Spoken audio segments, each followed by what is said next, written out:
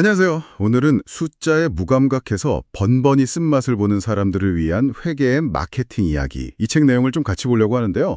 제목이 좀 길죠. 네, 좀 길기만 해요. 회계랑 마케팅, 어렵다 느낄 수 있는데 이 책은 일상 사례랑 퀴즈 같은 걸로 재밌게 풀어냈더라고요. 그래서 오늘은 이걸 보면서 우리가 그냥 지나쳤던 어떤 결정이나 현상들 있잖아요.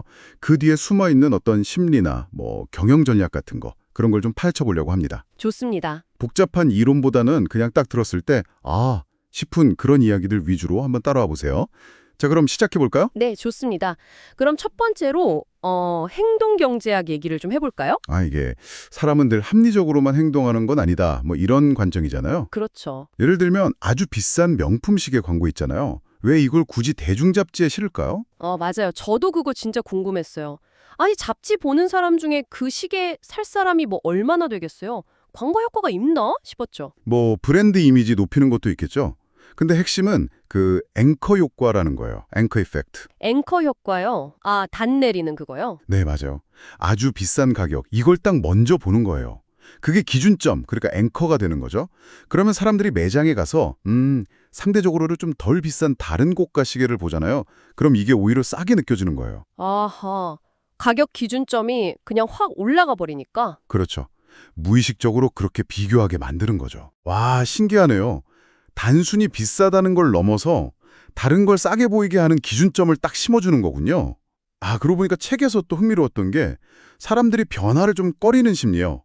뭐더라, 움직여서 얻는 고통이랑 가만히 있어서 얻는 고통. 이걸 다르게 느낀다는 거예요. 네, 맞습니다. 그게 바로 현상 유지 편향이라고 하죠. 심리적으로 지금 상태를 그냥 유지하려는 경향이 있는 거예요.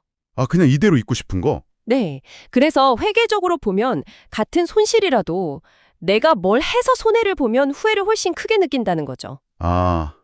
내가 괜히 물 건드려서 이렇게 됐나 하고. 그렇죠. 그래서 이직이라든지 중요한 결정을 좀 망설이는 것도 다 이런 심리랑 관련이 깊다고 볼 수 있어요. 진짜 그렇겠네요. 와, 이런 심리적인 거 말고 또 회사의 실제 운영을 보면 좀 놀라운 점들이 있더라고요. 네, 어떤 거요? 예를 들어서 겉으로 보기엔 매출도 늘고 이익도 나고 막 잘 나가는 것 같은데 갑자기 회사가 확 위험해지는 경우도 있다고요? 네, 그럴 수 있습니다. 흔히 말하는 흑자 도산 위험인데요. 흑자인데 도산한다고요? 네. 장부상 이익, 그러니까 서류상 이익이랑 실제 회사에 있는 현금은 다를 수가 있거든요. 아무리 이익이 많이 나도 당장 직원들 월급 줘야 하고 거래처에 돈도 줘야 하는데 그럴 현금이 뚝 떨어지면 그냥 망하는 거죠. 그래서 현금 흐름 하는 거군요. 이게 진짜 피 같은 거네요, 회사한테는. 맞습니다. 혈액순환이 안 되면 큰일 나는 것처럼요. 진짜 중요하네요. 그런가 하면 또 캐논 같은 회사 전략도 재밌었어요. 제품 자체보다는 소모품으로 돈을 더 많이 버는 거예요. 프린터 본체는 싸게 팔고 잉크로 이익 내는 거.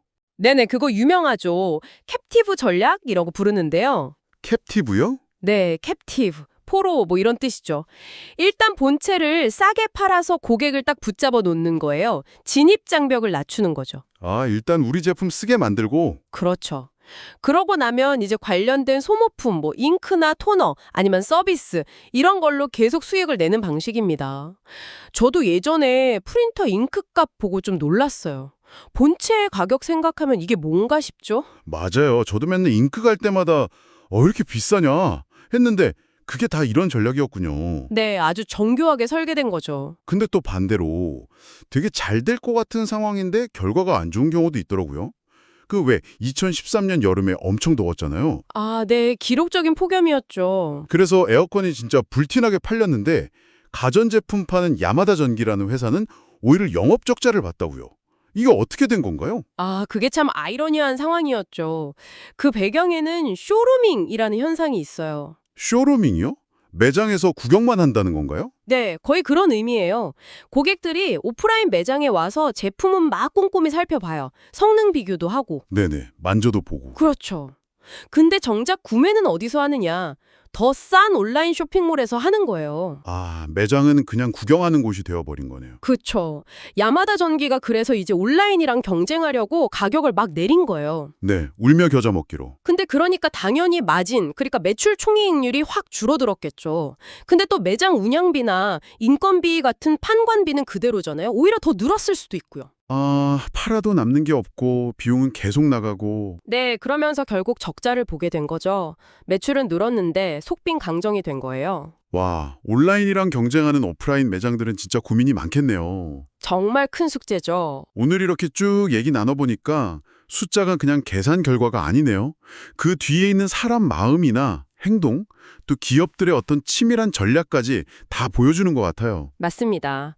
그래서 중요한 건 단순히 숫자를 계산하는 능력, 그것보다는 그 숫자가 뭘 의미하는지 읽어내는 힘, 그리고 그걸로 미래를 좀 대비하는 통찰력, 이런 게 아닐까 싶어요. 그냥 과거 실적이 이랬다. 여기에만 얽매일 게 아니라 그렇죠. 숫자를 통해서 조직 전체에 좀 활력, 긍정적인 에너지를 불어넣는 그런 지혜가 필요한 거죠. 마지막으로 저희 청취자 여러분께 이런 질문 한번 던져보고 싶네요.